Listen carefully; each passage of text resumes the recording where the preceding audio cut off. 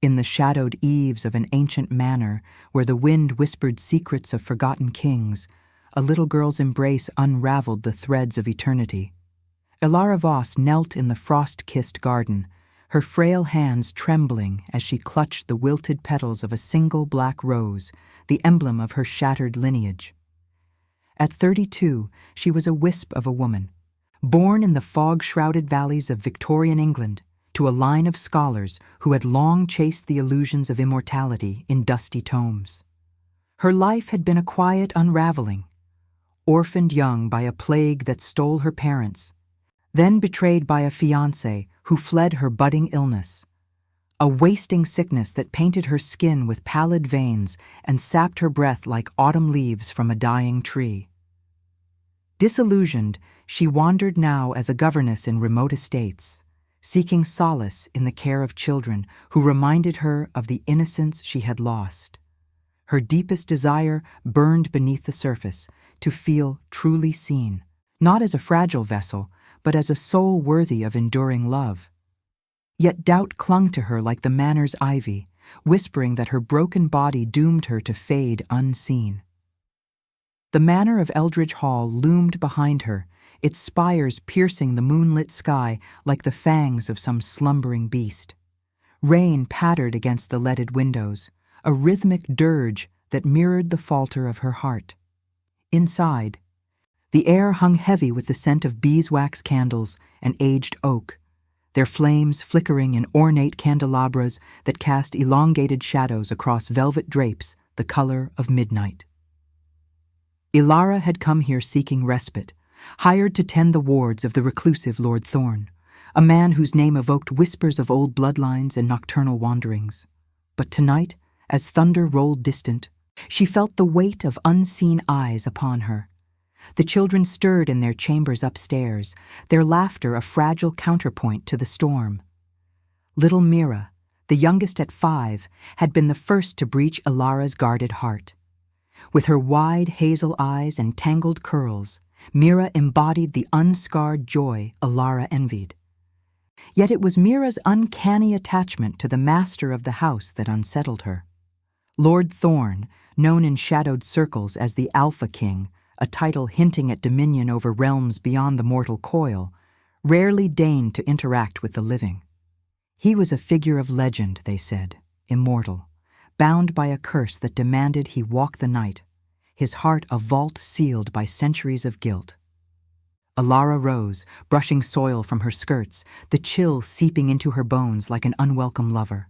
Her illness flared, a sharp ache in her chest, as if death itself brushed her ribs with icy fingers. She made her way indoors, the wooden floors creaking underfoot like confessions from the grave. In the grand hall, a massive mirror dominated the far wall, its gilded frame etched with thorns and roses, reflecting the room in fractured silver. She paused before it, tracing the scar on her palm, a remnant from a childhood fall, now a symbol of her enduring fragility. Every immortal was once someone who chose not to die, she murmured to her reflection, a phrase gleaned from forbidden books that haunted her dreams. A soft patter of footsteps echoed from the staircase. Mira appeared, her nightgown trailing like a ghost's shroud, clutching a tattered doll. "Miss Ilara," she whispered, eyes wide with the gravity of a child's secret. "He's here. The king. He smells like father." Ilara's breath caught. Mira's father had perished in a hunting accident years prior, or so the staff claimed, though rumors swirled of darker truths. The girl tugged her hand, leading her toward the library where flames danced in the hearth, casting golden hues on shelves bowed under leather-bound volumes. There, in the pool of firelight, stood Lord Thorn. Tall and imposing, with raven hair falling to shoulders clad in a tailored coat of deep crimson velvet, he exuded an aura of restrained power. His eyes, a piercing amber that gleamed like embers in the gloom, fixed on Mira with a tenderness that belied his mythic stature. At what seemed an eternal 500 years, he was the Alpha King of the shadowed clans, vampiric nobility who ruled from the fringes of human society. Born in the blood-soaked courts of medieval Romania, He had chosen undeath to protect his kin from a rival horde, only to watch them perish anyway. Guilt etched his features, the solitary weight of outliving loves, the ethical torment of feeding without destruction, his desire a quiet yearning for redemption through connection, not conquest. Ethical to his core, he sustained on willing donors and ancient elixirs, a demon redimido who shunned the savagery of his kind. Mira broke free and ran to him, wrapping her small arms around his waist. "You smell like my dad," she said, her voice a melody of innocent certainty. The room fell silent, save for the crackle of logs and the distant howl of wind. Thorn stiffened, his hand hovering before gently resting on her head, a gesture laden with unspoken sorrow. Ilara watched, transfixed, as something shifted in his gaze, a flicker of recognition, perhaps memory that softened the eternal lines of his face. What he did next surprised everyone. With deliberate grace, Thorn knelt to Mira's level, his voice a low rumble like thunder over velvet. "Little one, scents are the ghosts of those we cherish," he murmured, producing from his pocket a silver locket etched with a black rose, identical to the one Mira's father had worn. He fastened it around her neck, his fingers brushing her skin without harm, a vow of protection unspoken. The staff, gathered at the threshold, gasped in unison. The Alpha King, who never touched the living lightly, had just woven himself into a child's fragile world. Ilara's heart pounded, a distant drumbeat echoing her own mortality. She stepped forward, compelled by the scene's raw intimacy. "My lord," she said, her voice steady despite the tremor in her limbs. Thorn's eyes met hers, and in that amber depths she glimpsed shadows of her own despair. Abandonment, illness, the lure of something eternal. The air thickened with the scent of rain-soaked earth and faint copper, as if blood and life mingled in the ether. As Mira beamed, clutching the locket, Thorn rose, his presence filling the room like moonlight through cracked panes. "Some scents linger because they refuse to fade," he said to Ilara, his tone laced with philosophical weight. She felt the pull then, a resisted spark, rationalized as curiosity, yet inevitable as the tide. Death hovered in the corners, invisible witness to this fragile convergence of mortal and immortal. But as the clock chimed midnight, Mira yawned and was led away. Thorn turned to Ilara, his expression unreadable. "Guard her closely, Miss Voss. Not all who smell of family are kin." The words hung like a prophecy, leaving her in stunned silence, the black rose in her hand wilting further as if sensing the storm to come. The candle flames bowed to an unseen draught, their golden tears pooling on the saucers as if weeping for the secrets Eldridge Hall could no longer contain. Ilara retired to her chamber that night, the echo of Mira's embrace lingering like a half-remembered dream. The room was a sanctuary of faded opulence, walls papered in deep burgundy, a four-poster bed draped in black velvet, and a single window overlooking the misty moors. She lit a candle, its light dancing across the mirror on her vanity, a smaller twin to the hall's grand one, its surface etched with faint cracks like veins of sorrow. Her reflection stared back, hollow-cheeked and weary, the illness carving deeper hollows beneath her eyes. At her core, Ilara craved not just survival, but transformation, a love that could mend the fractures of abandonment, turning her disillusion into defiant light.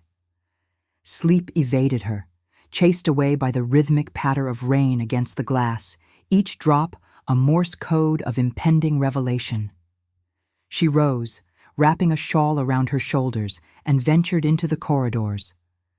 The manor breathed around her, floorboards groaning like old bones, distant shutters rattling in the gale. Guided by instinct, she found herself at the library door, ajar as if inviting confession. Thorn stood by the hearth, his silhouette framed by the fire's glow, a goblet of dark liquid in hand, sustenance from his hidden stores, ethical in its voluntary origin. He turned as she entered, surprise flickering in his amber eyes, quickly masked by composure. "Miss Voss," he said, his voice a caress of smoke and silk, "the night does not sleep easily for the afflicted." She hesitated, the air between them charged with the scent of aged leather and faint ozone, as if lightning lingered in his presence. "Nor for those who guard secrets," she replied, stepping closer. Her gaze fell on the locket he had given Mira, now resting on a side table, its black rose engraving catching the light. That gesture, it moved the house. But why her? What tie binds you to a child who sees ghosts in your scent? Thorne set the goblet aside, his movements fluid, eternal. He crossed to the window, where moonlight filtered through grimy panes, painting the floor in silvery veins. "Guilt is a chain forged in choices long past," he confessed, his tone introspective, philosophical. "Mira's father was no stranger to me. In life, he was a hunter of my kind, brave, foolish, driven by loss. We forged an unlikely pact. He spared my existence in exchange for protection of his bloodline. When death claimed him, I vowed to watch over what remained." His fingers traced the window's frost, leaving trails like tears. Solitude etched his immortality. 5 centuries of ethical restraint had left him adrift, desiring redemption through acts that echoed the humanity he had forsaken. Ilara felt a pang, her own traumas mirroring his, abandonment by those who should have cherished her, the slow poison of illness eroding her will. "And yet you kneel to a child, as if her innocence could absolve you." She approached, the warmth of the fire contrasting the chill in her veins. Their eyes met, and in that gaze, resistance bloomed. She rationalized it as empathy, he as fleeting curiosity. But the pull was there, inevitable, like the moon drawing the tide.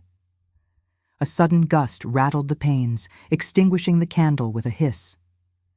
Darkness enveloped them, broken only by the hearth's embers. Thorne's hand steadied her as she stumbled, his touch cool yet electrifying, sending a shiver through her frame. No harm came, his ethics held firm. "The shadows test us," he murmured, close enough that she caught the subtle scent of earth and antiquity, the aroma Mira had likened to her father. As light returned from a relit taper, Ilara pulled away, heart racing. "What if the pact demands more than watching?" she asked, voice laced with moral dilemma. Thorne's expression darkened, a shadow of the curse that bound him. Immortality's gift and maldition, where love could redeem or doom. Outside, a howl pierced the night, not wind, but something primal circling the manor's ruins. Thorne's posture tensed, the Alpha King's instincts awakening. "Forces older than my vows stir," he said. "Stay within these walls, Ilara. Some choices echo beyond death." She nodded, but as he departed into the gloom, the black rose symbol weighed heavy in her thoughts. A token of ties that blurred life and eternity, leaving her to ponder if redemption lay in embracing the shadow or fleeing its embrace. Whispers of wind through cracked stone carried the scent of impending frost, as if the manor itself mourned the fragility of mortal bonds. Dawn crept over Eldridge Hall like a reluctant thief, its pale light filtering through frost-laced windows to illuminate the breakfast hall. Ilara sat with the children, her hands steadying a teacup despite the tremor of unrest. Mira chattered about dreams of silver wolves and rose-scented meadows, her locket glinting like a talisman. Ilara's mind wandered to the night's encounter, Thorne's confession a riddle that gnawed at her soul. Her illness whispered doubts. Could a woman so broken bridge the chasm between life and undeath? Yet desire stirred, a quiet flame against her rational defenses. The staff moved with hushed efficiency, their faces etched with the manor's peculiarities. Whispers had spread of the Alpha King's rare benevolence, stirring curiosity and fear. Ilara excused herself, drawn to the garden where the black rose bush stood resilient amid the chill. She plucked a petal, its texture velvety yet brittle, symbolizing the love she both craved and feared, redemptive, yet cursed by her mortality. In the conservatory, glass walls enclosing a jungle of wilted ferns and climbing vines, Thorn awaited.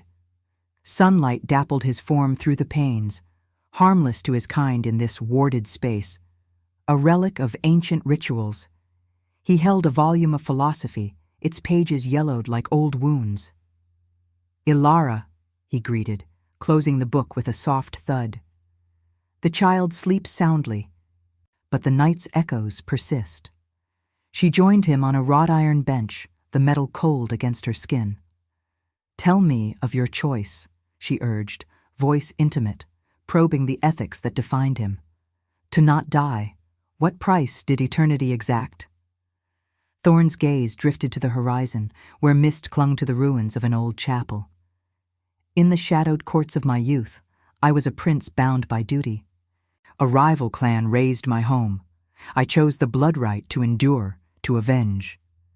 But victory tasted of ash, loved ones lost, guilt eternal. I became solitary, feeding only on consent, a guardian in the dark." His voice carried the weight of centuries, compassionate yet somber. Every immortal was once someone who chose not to die, but survival without purpose is its own tomb. Ilara reached out, her fingers brushing his sleeve, the fabric smooth as midnight. Resistance flickered. She rationalized it as shared sorrow, but the intimacy deepened, sensual in its restraint. "And Mira? Her father's scent on you. Was he more than ally?" A shadow crossed Thorn's face, the firelight from a nearby lantern reflecting in his eyes like captured stars. "He was kin in spirit, a Dhampir's whisper in human guise, half shadow, half light. His line carries my blood's echo, diluted but true. The locket binds us. It reveals truths in dreams." He paused, then with surprising vulnerability added, "You smell of resolve, Ilara, amid your frailty. It reminds me of what I lost." The air hummed with tension, the distant chime of a clock marking time's inexorable march. Suddenly, a cry echoed from the hall, Mira thrashing in nightmare. They rushed to her side, finding the girl pale, clutching the locket. "The shadows come," she whimpered. Thorn knelt, his hand on her brow, murmuring ancient words that soothed like a lullaby. Ilara watched, heart aching with the beauty of his gentleness, the tragedy of his isolation. As Mira settled, Thorn met Ilara's eyes, a revelation dawning. "The pact fractures. Hunters, my old foes, sense the bloodlines stir. They will come for her, and through her, test my choices." The dilemma hung heavy. Protect the child? Risk exposing Ilara to his world, or let fate claim them all? Ilara's breath quickened, death's presence a chill draft. "Then we choose together," she said, the words a bridge between worlds. But as they stood, a shadow flitted past the window, eyes glowing in the mist, leaving them in shocked vigil, the black rose petal crumbling in her fist. "And now, I invite you to leave a trace of your presence in the comments. Tell us where in the world you're watching from, and the exact hour you hear this story. We wish to know how far these immortal confessions travel, and at what moments of the night they find you." Echoes of a forgotten dirge lingered in the rafters, where dust motes danced like souls adrift in the manor's eternal twilight. The afternoon sun hung low, casting elongated shadows across the moors as Ilara paced the library. The black rose now pressed between the pages of her journal, a symbol of the budding connection she could no longer deny. Her body ached, the illness a persistent shadow, yet Thorn's words had ignited a spark of purpose. She was no longer just surviving. She was choosing to engage with the immortal enigma before her. Thorn entered, his coat dusted with moorland frost, carrying the weight of reconnaissance. "The hunters circle closer," he said, his voice a measured cadence, blending action with introspection. "They are remnants of the clan I once bested, vengeful, unbound by ethics. Mira's blood calls to them like a siren's song. Alara turned, her eyes searching his. At 32, her traumas, plague's orphaning, betrayal's sting, had forged a resilience she now wielded. Then teach me to stand with you. I am broken, yes, but not without will. The air between them thickened, scented with ink and smoldering embers from the hearth. He stepped nearer, the intimacy electric, his cool presence a counterpoint to her fevered warmth. They spoke then of philosophies old and new, the beauty in human suffering, how memory forges chains or wings. Thorn shared fragments of his past, the Romanian courts alive with candlelit balls, now ruins choked with ivy. Eternity is not life unending, he mused, but the endless echo of choices. Alara countered with her desires, voice poetic. I seek not escape from death, but meaning in its shadow. As dusk fell, a ritual unfolded in the chapel ruins. Thorn led her there under cover of fog, the structure's stones whispering of medieval rites. Candelabras flickered, their flames reflecting in puddles like blood moons. He traced a circle with salt and rose petals, invoking protection for Mira. This is no spell of power, he explained, but a vow of intent. Life over destruction. Alara joined him, her hand in his, the contact sending waves of sensation, his skin like marble warmed by inner fire. Resistance melted. Love's inevitability bloomed, tragic and redemptive. Yet as the rite peaked, a howl shattered the night, hunters breaching the wards. Thorn shielded her, his form blurring with supernatural speed, fending off a spectral assailant with ethical precision. No kill, only expulsion. Panting, Alara clung to him, the black rose emblem now a pendant he slipped around her neck. You chose to fight with me, he said, eyes alight with rare hope. But the assault revealed a deeper truth.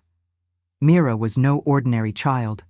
Her Dhampir heritage stirred, drawing peril.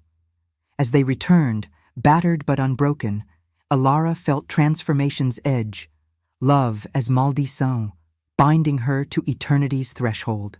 Yet a whisper in the wind hinted at greater shadows. Thorn's guilt hid a secret choice that could shatter them all.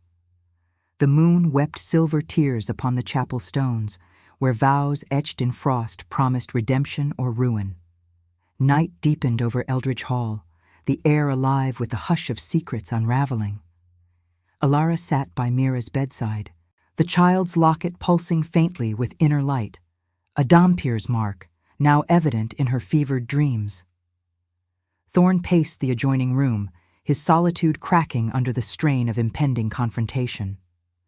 Ilara's illness flared, a burning reminder of her mortality, yet it fueled her resolve. She desired not just survival, but a shared eternity, however cursed. They convened in the library. Maps of ancient ley lines spread across the table, illuminated by candelabros whose flames hissed like conspirators. The hunters seek the source, Thorn explained, his voice a blend of urgency and philosophy. Mira's blood is mine, diluted through her father's line. I sired no child in the mortal sense, but a ritual bound us in the old ways, making her my ward eternal. Alara traced the black rose pendant at her throat, its texture a tactile anchor. And I? What role in this dance of light and shadow? Her question hung, intimate, as rain lashed the windows, syncing with her quickened pulse. Thorn knelt before her, amber eyes locking with hers in a close emotional endframe. You are the choice I resisted, the human heart that sees beyond the curse. His confession was a revelation. Guilt over past loves lost to his immortality had isolated him, but Ilara's disillusioned strength mirrored his own ethical torment. Love resisted no longer. It was inevitable, sensual in its poetic depth.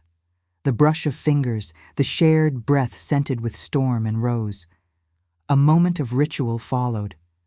Thorn offered her a vial of his essence, not to turn, but to bolster her frailty, a ethical gift of temporary vigor. "Drink if you choose," he said, the liquid shimmering like liquid moonlight. Ilara hesitated, moral dilemma acute. Embrace the immortal taint or cling to pure humanity? She drank, warmth flooding her veins, transforming pain into clarity. Action erupted then. Hunters breached the outer gates, their forms shadowy wraiths under the storm. Thorn and Ilara defended the manor, her newfound strength allowing her to wield a silver dagger with precision, felling threats without fatality. Close-ups of combat, rain-slicked stone, the glint of fangs, her scar pulsing in rhythm with his eternal heart. In the aftermath, as dawn threatened, Mira stirred, her eyes opening with Dhampir gleam. "Papa," she murmured to Thorn, confirming the bond. Ilara, spent, leaned into him, their embrace a sanctuary amid ruins. But victory was Pyrrhic. A hunter's parting curse echoed, "The king's guilt will unmake you all." The cliffhanger loomed. Ilara felt the essence stirring deeper changes within her, a choice between life reclaimed and the shadow's full embrace, leaving Thorn to confront if love could truly redeem his damned soul. Candles guttered in the pre-dawn hush, their waxen pools mirroring the tears yet to fall from eyes that bridged worlds.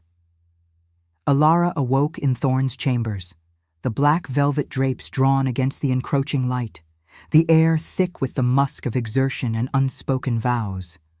Her body hummed with the elixir's residue, the illness subdued but not vanquished, a temporary reprieve that heightened her senses, making every texture vivid. The cool silk of sheets, the distant rumble of thunder fading. At 32, her desires crystallized, redemption through this love, transforming abandonment into eternal alliance. Thorn watched her from a wingback chair, his form etched in shadow, guilt's lines softening in her presence. "You fought as one of us," he said, voice compassionate, laced with philosophical musing. "But the cost? Eternity tempts with beauty, yet curses with loss." She rose, crossing to him, their hands entwining, a ritual of intimacy, no words needed. Rain had ceased, leaving the scent of wet earth and ozone. "Tell me of your solitude," she urged, drawing him into confession. Born in 1525 amid Romania's turbulent courts, Thorn had risen as prince, his trauma the massacre that birthed his undeath. Choosing immortality to safeguard his people, he instead outlived them, his ethics a bulwark against savagery. No unwilling blood, no domination. His desire?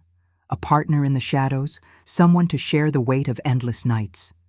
Love deepened here, inevitable, and resisted no more. Sensual glances, the press of bodies in quiet exploration, poetic in its tragedy. "You redeem what I thought lost," he whispered, tracing her scar, now a shared symbol with his own hidden marks. Mira entered, locket aglow, her Dhampir nature awakening fully. "They come again," she said, visions plaguing her. The trio prepared. Thorn etched protective runes on the manor's doors. Ilara gathered herbs for wards, blending action with introspective pauses. Mira's innocent questions probing themes of faith and despair. The assault came at twilight, hunters swarming like specters, their cries a cacophony against the wind. In the grand hall, before the thorn-etched mirror, battle raged. Thorn's speed a blur. Ilara's dagger flashing, Mira's emerging powers, a burst of shadow light, repelling foes. Textures assaulted, blood's copper tang, ethical wounds only, velvet tearing, glass shattering. They prevailed, but a hunter's blade grazed Thorn, drawing immortal ichor that sizzled on the floor. Ilara tended him, their bond a beacon amid chaos. "Choose me," she pleaded, dilemma raw. Would he offer full turning, risking her soul? As silence fell, the mirror reflected their triad, mortal, immortal, Dhampir, united yet teetering. But Mira's locket cracked, spilling a hidden message. Thorn's ancient pact demanded a sacrifice, forcing him to confront if love outweighed his guilt. If this story has already captured you, leave a like. It helps the voices of those who chose eternity reach more hearts. Frost etched fractal patterns on the library windows, each vein a map of choices yet to be carved into fate's unyielding stone. The uneasy peace that settled over Eldridge Hall after the hunter's retreat felt like the calm before a symphony's crescendo, fragile and pregnant with unspoken threats. Elara moved through the corridors with a newfound grace, the elixir's lingering essence coursing through her veins like a quiet river of moonlight, subduing the relentless ache of her illness, but awakening subtler hungers, a thirst for clarity amid the shadows. At 32, her life's tapestry of traumas had begun to weave into something resilient. The plague that orphaned her in the damp English valleys, the fiancé's abandonment that left her disillusioned with mortal affections, all now alchemized by Thorn's presence into a fierce desire for shared eternity. The black rose pendant at her throat, its petals curling inward like a guarded secret, pulsed warmly against her skin, a recurring symbol of their bond's dual nature, thorny protection and blooming vulnerability. She found Thorn in the chapel ruins at midnight, where the structure's weathered stones stood as silent sentinels to centuries of whispered vows and broken oaths. Moonlight spilled through the jagged arches like liquid silver, illuminating the frost-kissed altar where he knelt, his raven hair catching the glow in silken strands. The air was thick with the scent of damp moss and smoldering sage from a nearby brazier, its tendrils curling upward in lazy spirals that mirrored the smoke of his contemplative breath. Candelabras flanked the space, their flames flickering erratically in the chill draft, casting elongated shadows that danced like specters across the flagstones. Close emotional end-frames of his solitary figure, etched with the weight of immortality's solitude. "Elara," he murmured as she approached, his amber eyes lifting to meet hers, reflecting the inner turmoil of a being who had long wrestled with ethical chains.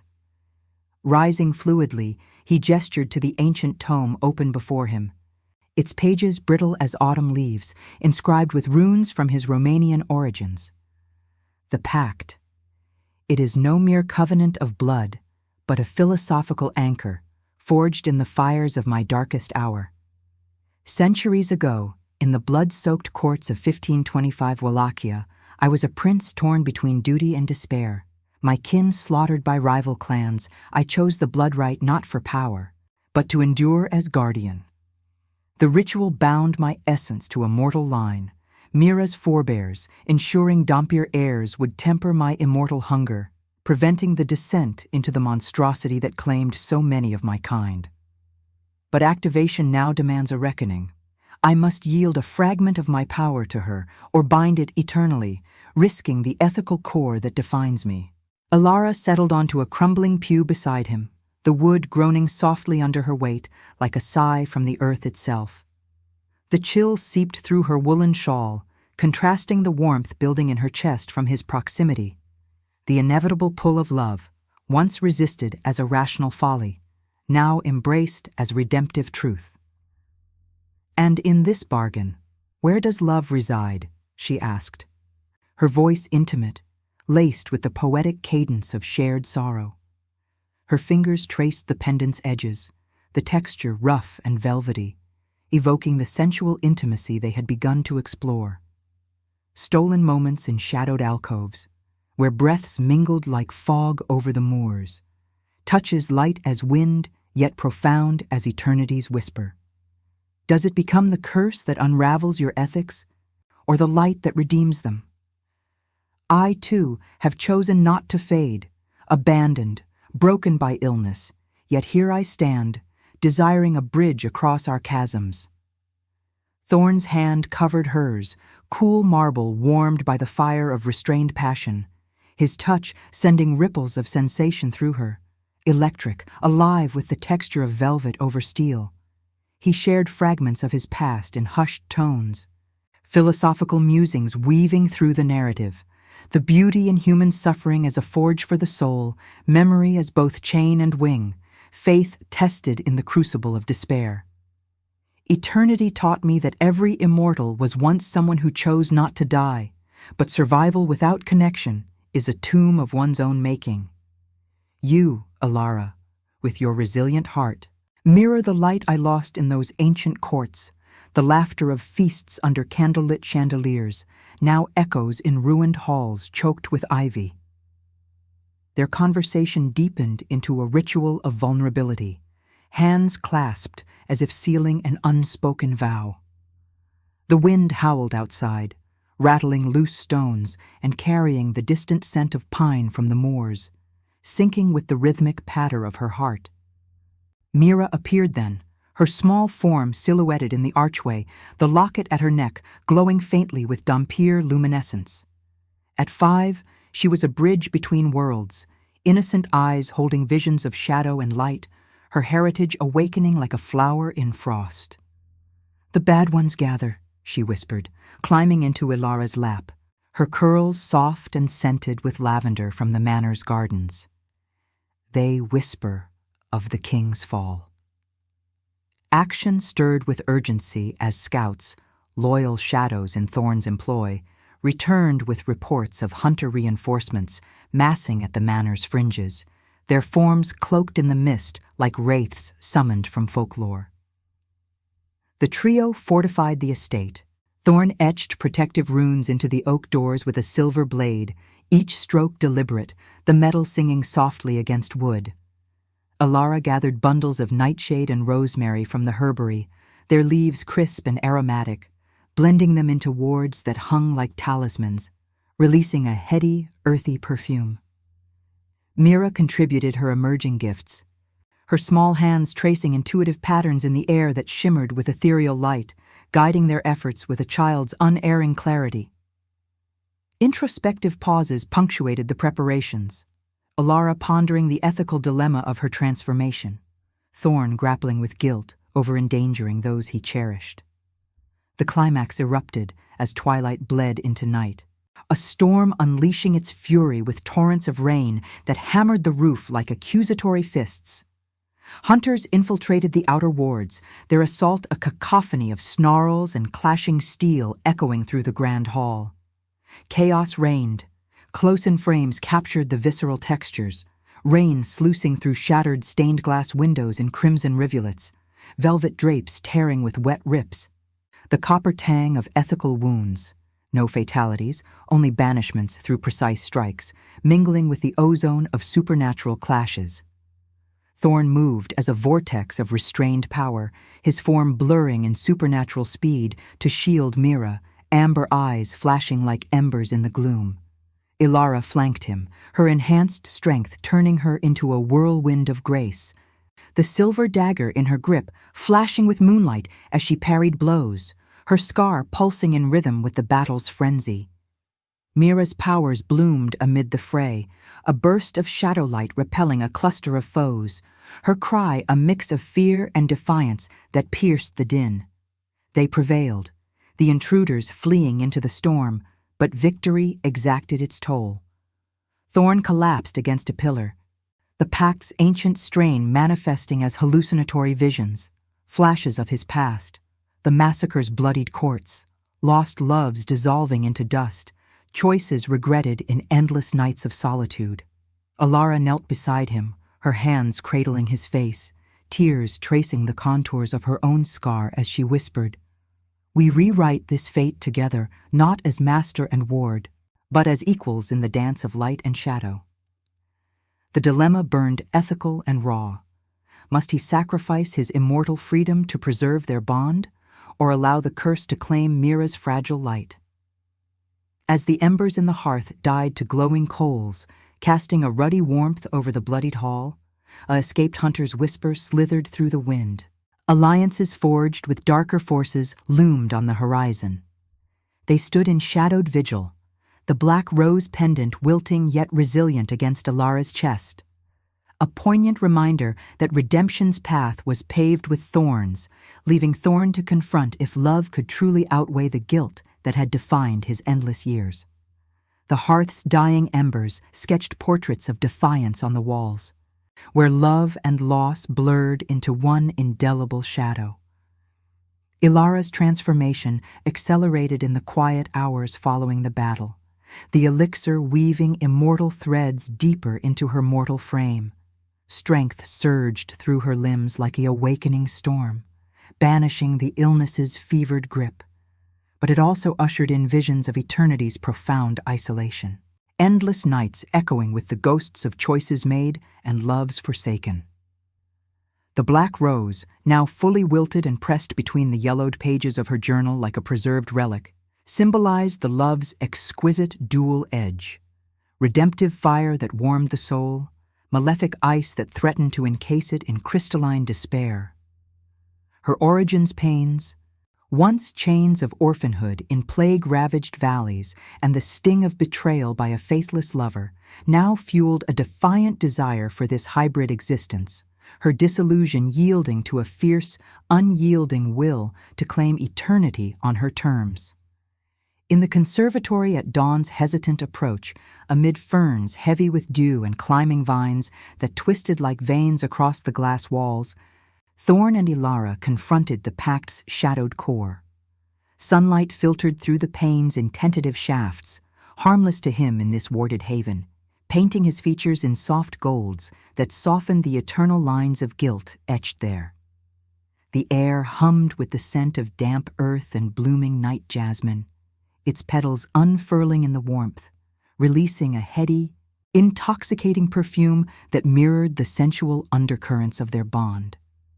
Candelabras from the night before stood sentinel, their waxen remnants pooling like frozen tears. Flames relit to cast intimate pools of light on the wrought iron bench where they sat, knees brushing in inevitable proximity. "The ritual's heart demands a guardian's unyielding vow," Thorn explained, his voice a somber tapestry of philosophical depth, each word measured as if drawn from the well of centuries. He traced a finger along the glass, leaving a trail of condensation that evaporated like fleeting memories. "In my youth, amid the turbulent courts of Wallachia, I forged this pact to balance the curse's hunger, binding my essence to Dhampir lines that would inherit diluted shadows of my power, ensuring I remained ethical, a solitary redeemer rather than a destroyer. But now, with Mira's awakening, it fractures. I must yield sovereignty over my immortality, fragmenting my strength to empower her lineage or bind it wholly, tempting the beast within to emerge unchecked. His traumas unfolded in raw confession, the massacre's acrid smoke still haunting his senses, the solitary wanderings through medieval ruins where he fed only on willing shadows, guilt as an eternal companion that whispered of failures, lovers turned to ash, kin lost to his prolonged survival.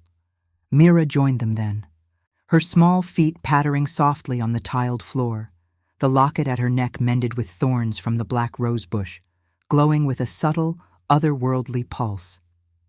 At 5, her Dhampir aura bloomed like a nocturnal flower, her hazel eyes holding depths of ancient wisdom veiled in innocence. "I choose you both," she declared, climbing between them, her voice a clear bell amid the conservatory's humid hush. "The shadows say family mends what breaks." Her words pierced their dilemmas, prompting a moment of profound intimacy.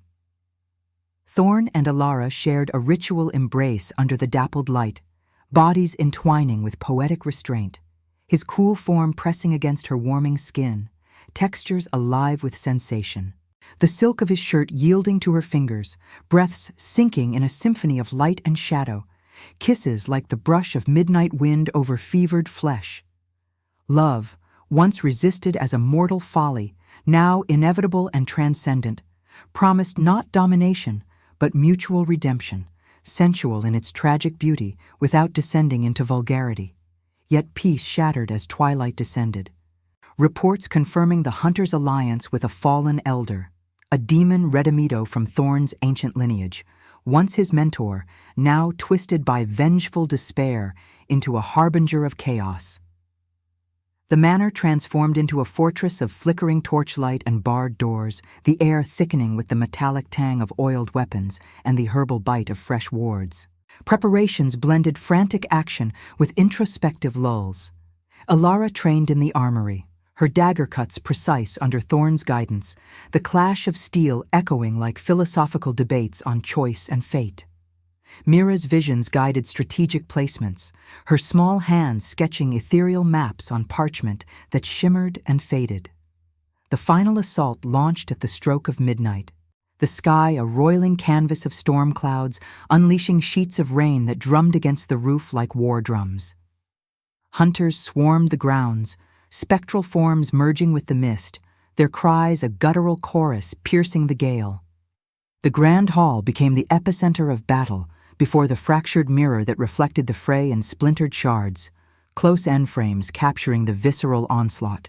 Rain cascading through breached windows in silvery torrents, velvet drapes shredding with wet, ripping sounds, the coppery warmth of blood from ethical wounds, spared lives through disabling strikes, mingling with the acrid smoke of overturned braziers.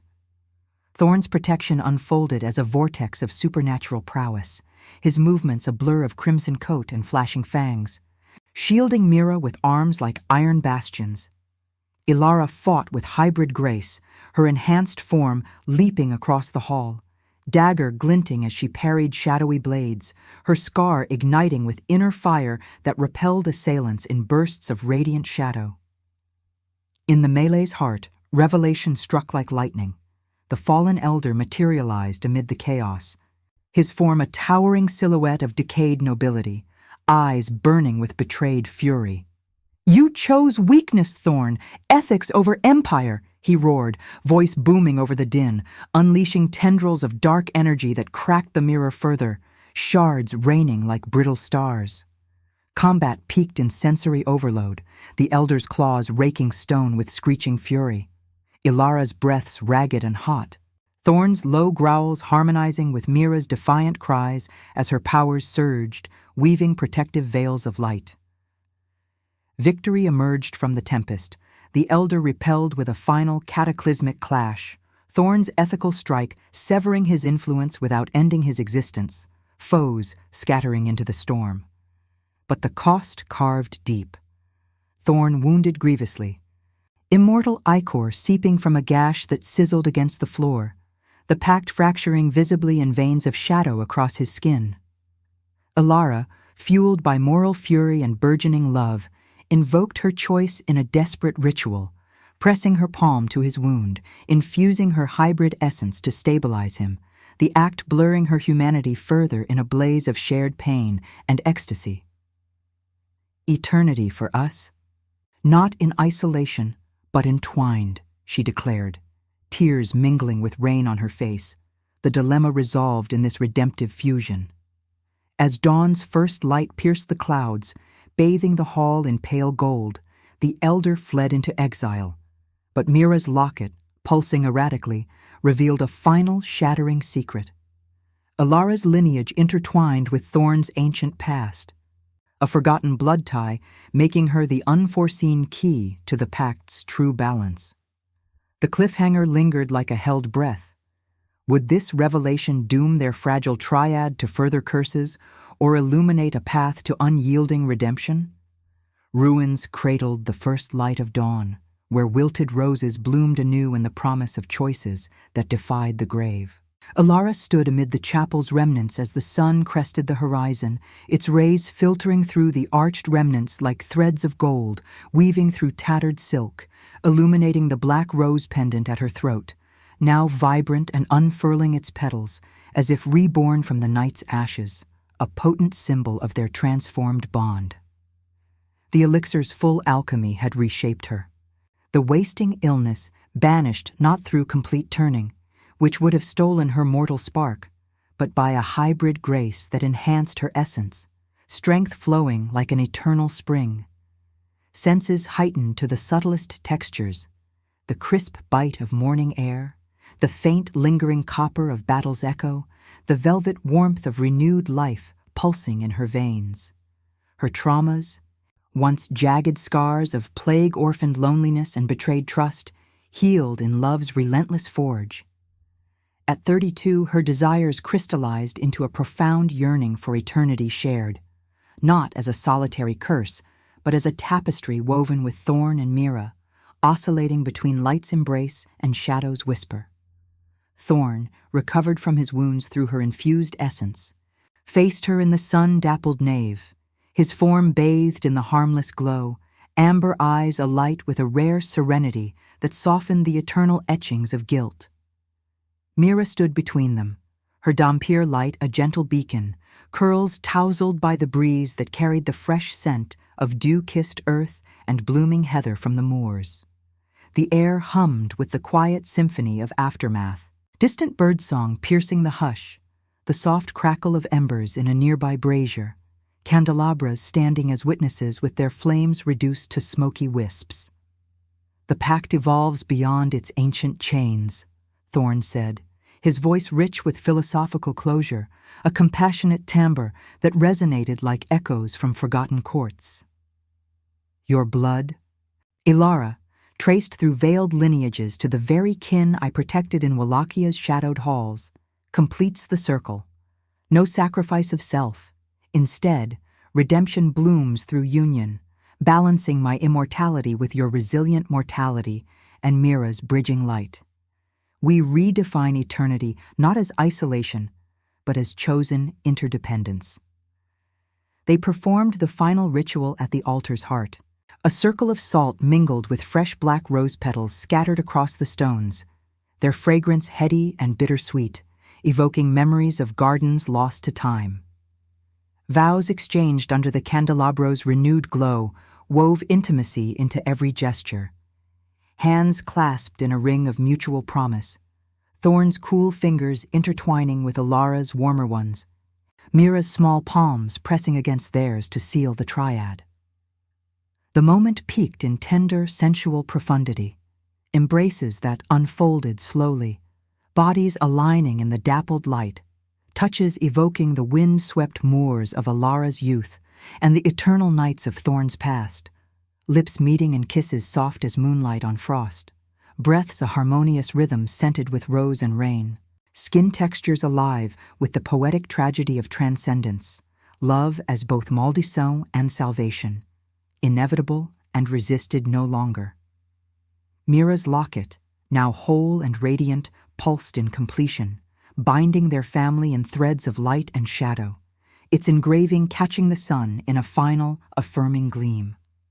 Lingering threats dispersed like mist under the morning sun, the hunters scattered by the pact's balanced power, their alliances crumbling without the elders' dark influence.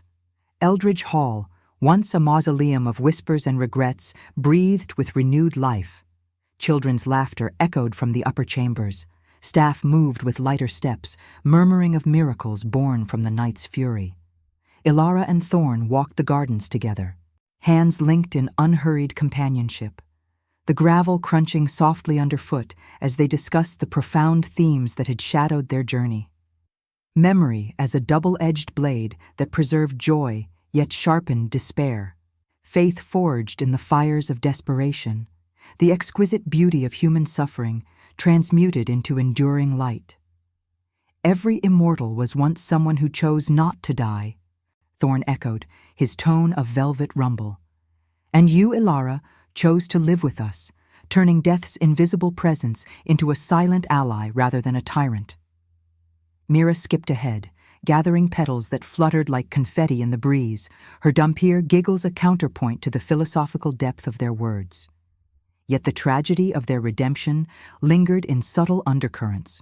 Ilara's hybrid existence meant a perpetual dance on eternity's threshold, choices forever oscillating between mortal fragility and immortal depth, a maldição sweetened by love's redemptive grace. Death, once a looming specter in the manor's corners, its chill drafts and distant heartbeats, retreated into invisibility, no longer a devourer, but a respectful witness to their transcendence. In quiet reflection by the rosebush, now thriving with vibrant blooms, they gazed at the horizon where moors met sky, the black rose emblem a testament to suffering's alchemy. The dawn illuminated their path forward, a Gothic tapestry of love immortal, tragedy woven with hope, inviting all who beheld it to ponder their own choices in the eternal dance of light and shadow. Subscribe if you believe mercy can resurrect even the damned.